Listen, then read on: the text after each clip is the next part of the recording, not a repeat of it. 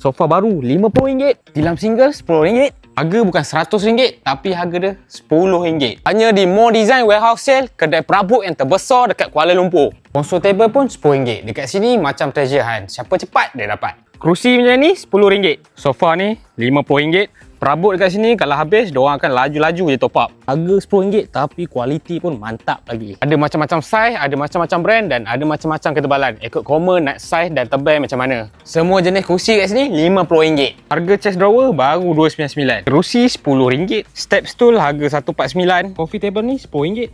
Kerusi RM10. Coffee table RM10. Kabinet TV RM199. Coffee table RM99. Tilam download pillow bertaraf hotel 4 bintang. Harga dia bukan RM2,000 tapi harga dia RM990. Warehouse sale ni bermula daripada 31 Januari sampai 8 Februari 2026 je koma. So, koma kena datang More Design.